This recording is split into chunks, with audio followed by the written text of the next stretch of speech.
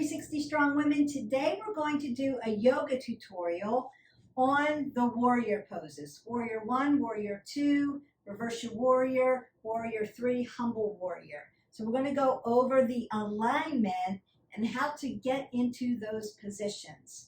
We're going to do a little bit of integration. That would be that first yoga tutorial we did already. Like, subscribe, and share. Hit the button so that you can be part of our tribe on all things wellness. And if you need to be notified on when do I get a video, when do I get a tutorial I don't want to miss, ring the bell. And then you will get notified that, boom, 360 Strong Women has dropped another piece of knowledge for you, and it may be a nugget that you really need as you propel yourself towards your wellness goals. What to do is just go over the alignment of the warriors first. Then we're going to do a little bit of integration, a little bit of flow, and then cool you down and call it a day for you. We want to start with Warrior 1, and Warrior 2 is the one that most people think of when they think of yoga. I'm in my Warrior 2, strong, strong, strong. Warrior 1 is the one that most people think is really difficult because of hip alignment. Remember your cueing, cueing, cueing, and cueing. Remember how our shoulders and our hips have to follow each other. So I'm going to do Warrior 1 from the side and Warrior 1 from the front, just so that you can see. And I'm going to talk you through it. These are the alignment cues.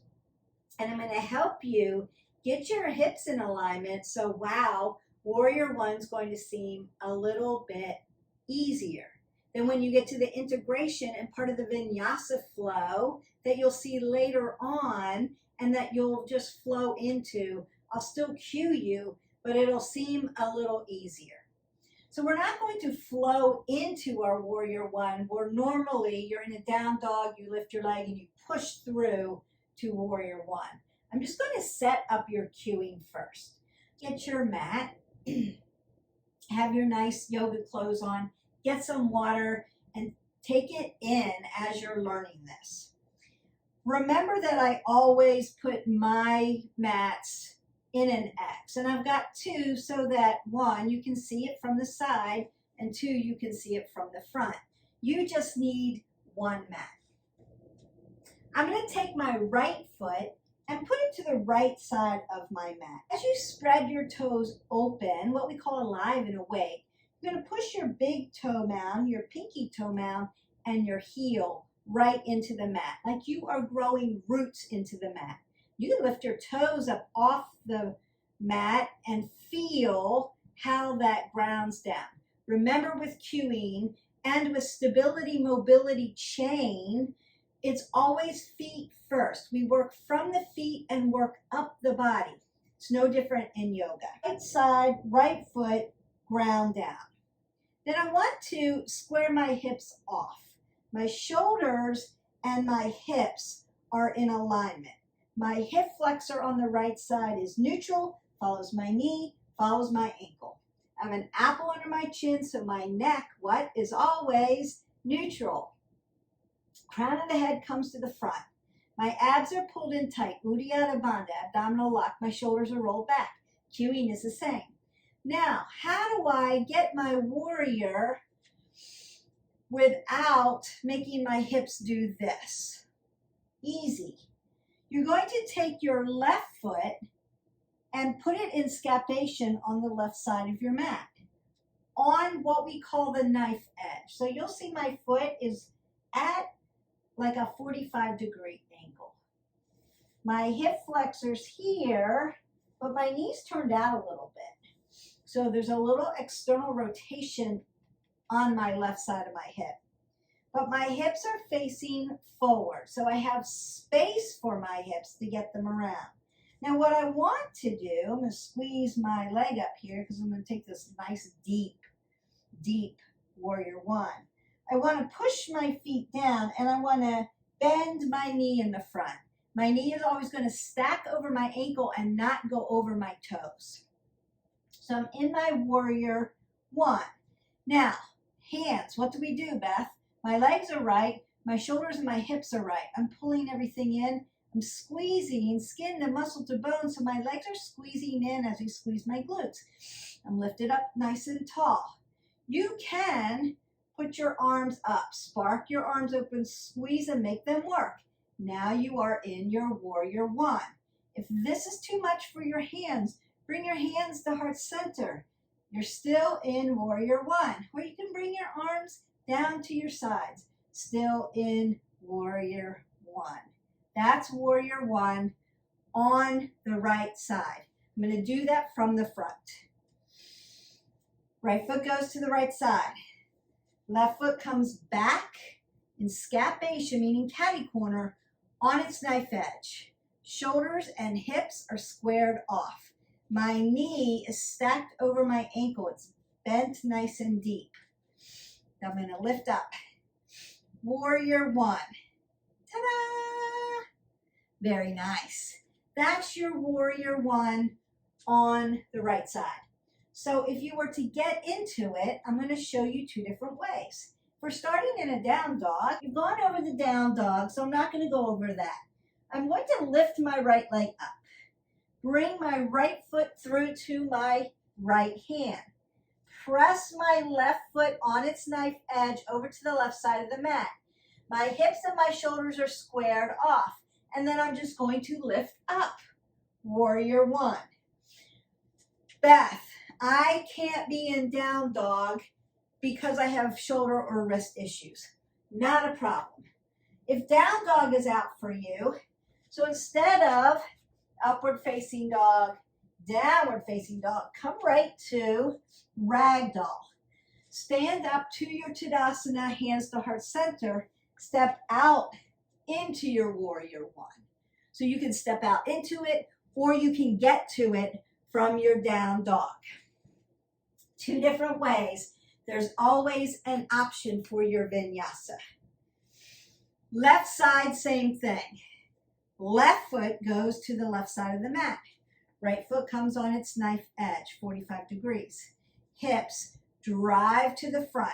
Knee stacks over the ankle. Warrior one on the left side. It would look like this on the left side. I'm going to do it from this side so that I'm not facing and looking to my window and talking to you. Good. Come from my down dog. Lift my left leg up. Bring my left foot through. Squeeze everything in. Right foot comes on a knife edge. Notice that I've moved my leg over to make room for my hips. Lift up warrior one on the left side. Easy breezy. You can step into it from a ragdoll as well. So that's warrior one. Usually what happens after warrior one is called humble warrior. And that's just warrior one with a fold. So that would look like this. I'm in my warrior one. Remember your chewing, practice. Warrior one on the right side. I'm breathing in and out. I'm squeezing. I love my warrior one. I'm going to bring my hands to heart center. And then as I take an inhale and then an exhale, I'm going to fold. My right shoulder and my right knee, the inside of my right knee, are going to be partners and squeeze into each other. So I'm going to fold forward, apple under the chin. Squeeze my right shoulder to my right knee. My right knee is still stacked over my ankle. And I'm just going to keep my hands to heart center. Squeeze my legs to the center line of the body. Look straight down to the mat. That is humble warrior. As I exhale out, I'm going to open up to warrior two. So humble warrior on the right from the front. I'm in my warrior one. Hips to the front. I'm going to bring my hands to heart center, apple under the chin, fold into my humble warrior. Notice that I haven't dropped my head below my heart. It's still here. Cue your body. Breathe in and out. As you exhale, you'll lift up. You can go back to your warrior one or you'll lift into your warrior two. Humble warrior on the left side. Do it here so you can see better. Left foot comes to the left side of the mat, right foot comes over to the side, so my hips are squared off. Warrior one on the left. Hands to heart center. Hip hinge and fold. Left shoulder, left knee. And I'm looking straight down. Into my humble warrior, squeezing everything to the center line of the mat. Breathing in and out. As I exhale out, I'm going to open up into my warrior two. So now we have warrior one, humble warrior. And most likely, when you're in a vinyasa flow, you're going to go right from your warrior one into your humble warrior. You may vinyasa through it and then start again. So it may look like this. Tadasana, fold forward. Halfway lift. Chaturanga, upward facing dog. Downward facing dog. Warrior one on the right. Lift up. Humble warrior. Exhale. Maybe warrior two, or you might go back to your warrior one and go into warrior three. That's the flow. Then you vinyasa through and do it again. Sun A, sun B. Warrior two. Warrior two. I'm going to go from my humble warrior into my warrior two because we've already learned it. So warrior one, hips. I'm in my nice warrior one, humble warrior. As I exhale out now, I'm going to pull my abs in and push up. And then open up my arms, split them, and open them up. Now, warrior two. Crown of the head to the top, right through the sits bone. So I'm not leaning in my warrior two. I want to be right up over my body. My knee stacks over my ankle. My hips and my shoulders are in alignment. Most people look over their middle finger in their warrior two. That's okay. Roll the shoulders and relax them down. Warrior two. Then we could go to reverse warrior. I'm going to flip my palm up, scoop my water, and pull back and open up. Reverse the warrior. Then you may vinyasa through. Chaturanga, up dog, down dog. Lift the left leg. Warrior one, humble warrior, warrior two. But I'm going to do it from this side. Get to warrior two. We want to make sure we're not in scapation with our shoulders and not leaning our body. So crown of the head right through the sits bone, like I put a pole right through your body. Warrior one on the left. Remember the cues. Humble warrior. Breathe in and out, squeeze. Now as I exhale, I'm going to rise up. Split open and look at you. Nice. Notice that my shoulders are relaxed. I may look over my middle finger. Still going to relax my shoulders. I'm not leaning. I don't scoop water until I start to come back for my reverse. That's kind of the way we dance in this flow. But I want to not push my knee over my toes. I want to be sturdy in my legs. So I'm squeezing everything towards the center line of the body into my warrior.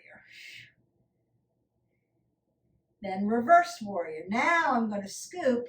Look, I bring my palm up, scoop it, and come back and up.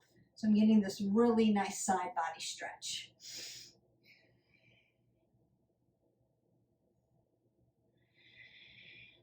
Warrior two, warrior one, humble warrior. Warrior one, warrior two, reverse the warrior. Now you've done warrior one, warrior two, humble warrior, reverse warrior. Remember with reverse warrior, you're already in your two. You're already in warrior two. All I'm going to do is open my palm, scoop, like you're scooping some air up and drawing your body back. I don't want to dump my shoulders. And I want my hands to be alive and awake. I'm working my arms. So, warrior two, reverse warrior. Scoop it up and come back. I'm still alive and awake. My hand's not doing this. See this a lot. It's not just hanging there. They're not just hanging here. They're here. Use all of your body to work your vinyasa and your yoga poses. You'll be a stronger person. If you're just hanging here and not sparking, contracting the muscles, they're not going to get that strong. You're just hanging. You're hanging out here. You're not really working it. Why don't I burn any calories? Because I'm here. I'm just like not working it. Work, strength, strong. Like if someone came over to me, I'm not going to get pushed down. I'm strong.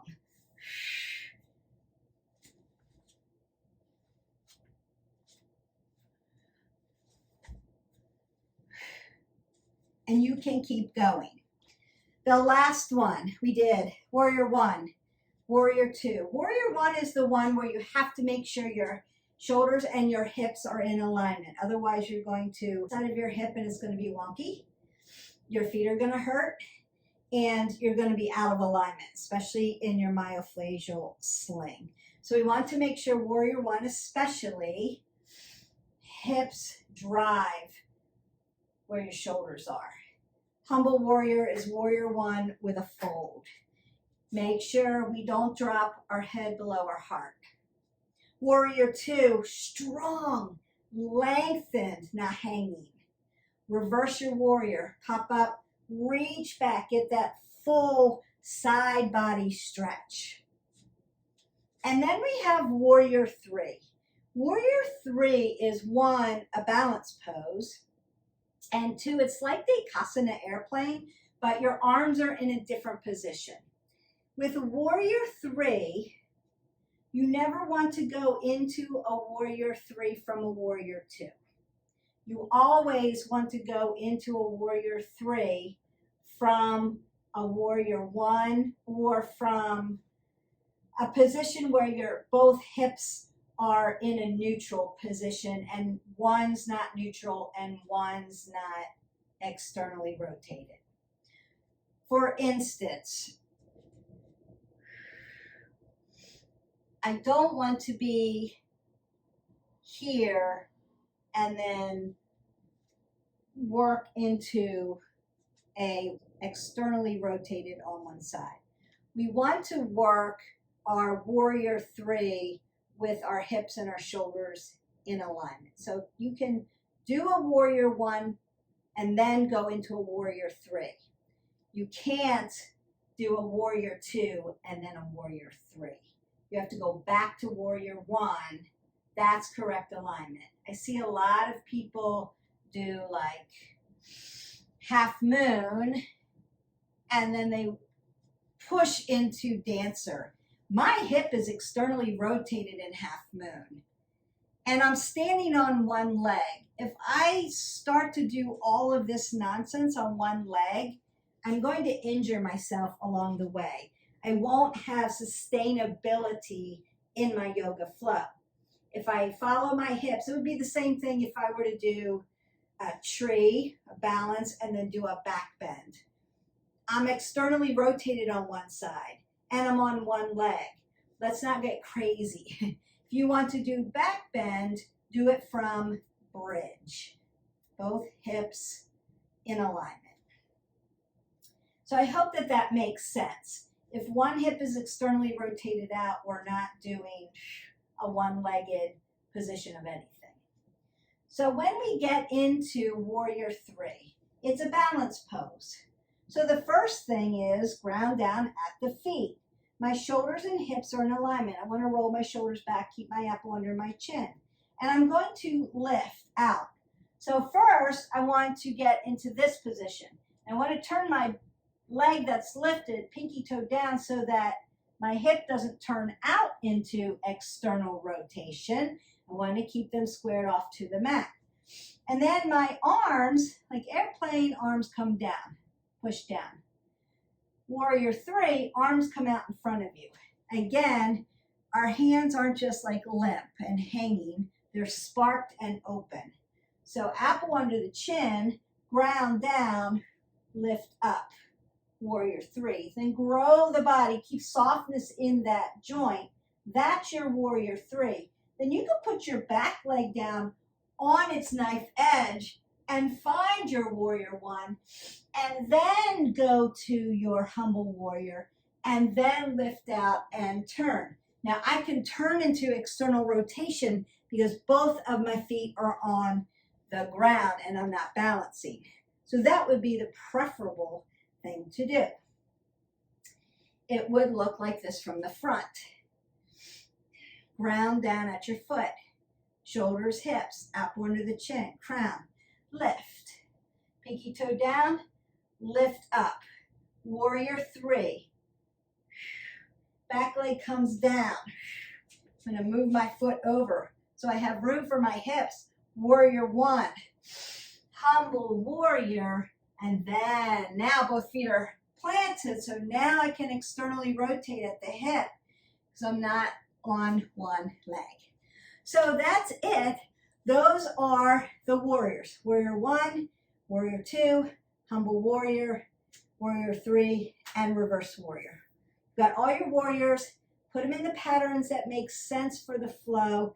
Make sure that you're doing it safe, especially once you get onto that one leg, that balance pose. We don't want to externally rotate from that position. It's too hard on the standing leg, actually. And we want to keep them squared off. Shoulders, hips follow each other. So now what we want to do, now that you understand the tutorials, we're going to go through a little integration and then into a little flow. So I want you to go ahead and come down to a child's pose. Big toes touch.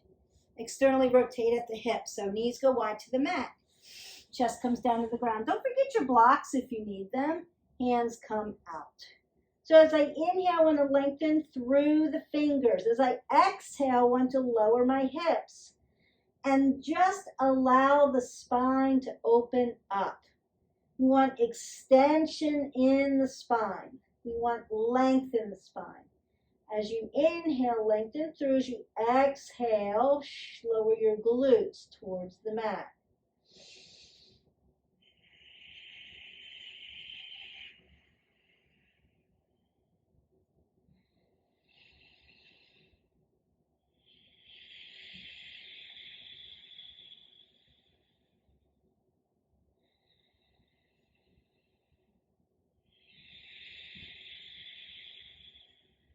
One more breath in. And then exhale that away. As you exhale, you're going to come to your tabletop. We get ready for cat-cow. Right into our tabletop. Now, if you know tabletop, you know that you're going to take your two fists and place them right between your knees. And that's going to open up your hips for you. And then you're going to just drop down. So my hip is going to be in alignment with my knee. I'm going to pull the pit of the belly in and up and roll my shoulders to stack the scapula. I want an apple under my chin, meaning I want oxygen coming in, and I want my neck always, always, always to be in a neutral position so the crown of my head is coming toward the end of my mat. And in cat-cow, we're never going to tilt our head and look up. We're going to look straight forward. So as we take our cat-cow, I'm going to soften my belly and take a big inhale as I put flexion in my spine. Then as I exhale, I'm going to begin to extend the spine and roll it up. Now, if you have any kind of vertigo or eye issues, you're going to look straight down to your mat. If you can get a little bit more extension without getting dizzy, you can look right between your knees. That's the big exhale. Then we're going to take another inhale. Look straight to the end of your mat or straight out. Nice flexion. Exhale, extend the spine towards the ceiling like you're pushing your hands away from your mat towards the sky. And then I want you to take 3 or 4 more cat-cows to your breath work. So you want to fill all the way up, and then you want to exhale all the way out. Take in as much air as you can fill it all the way up, and then begin to exhale as you extend the spine. Just notice how long and lean your spine is beginning to feel. It's feeling more flexible. And you're opening up the chest here. And last one. And I'm always going to come back to a neutral position, a nice flat back. I want to pull the pit of the belly in and up. From here, we're going to go to downward facing dog. So I'm going to put my hands in scapation, meaning I'm going to put them a little bit more in front of me. So now my wrist, my elbow, and my shoulder are at an angle, and they're not stacked right up under me like we do in cat-cow. I'm going to tuck my feet into a toe stand and then lift my glutes up to the ceiling. So there is space between my heel and my mat, and I want it there so that I can stretch out the back of the legs. If your feet are all the way flat, you're too short. Extend your legs out a little bit, or extend your arms out a little bit more. And then begin to pedal out your feet. Now you can look straight down, or you can look right between your feet, depending on how that feels for your neck or your eyes. Breathe in and out. And then as I inhale, I might want to roll up onto the balls of my feet and stretch out my feet. On the exhale, I'm going to lower my heels down to the ground. There's still going to be space. Then take another inhale, lengthen through, sits bones right to the ceiling, and exhale. And I'm going to push one more time on that big inhale, and then exhale. Now I'm going to look right down to my mat, and I'm going to walk my feet right under me so that they're hip width. If I put 2 fists between my feet, I've set my hips up just like we do in our tabletop for my body. Now your hip width for you. My toes are facing 12 o'clock towards the end of the mat, and my big toenail, my pinky toenail, and my heel are ground down like roots. And then I'm going to drive my hip right up over my ankles into my rag doll, just to stretch this lower lumbar. You can use blocks and still stretch. You can bend your knees as much as you need and lay your chest right on top of your quadriceps. If you're used to ragdoll uttanasana, you can grab opposite elbows with your hands and then sway side to side, just giving your lower lumbar and your middle lumbar, your T1 through 12, a little bit of a rinse. So you're moving in a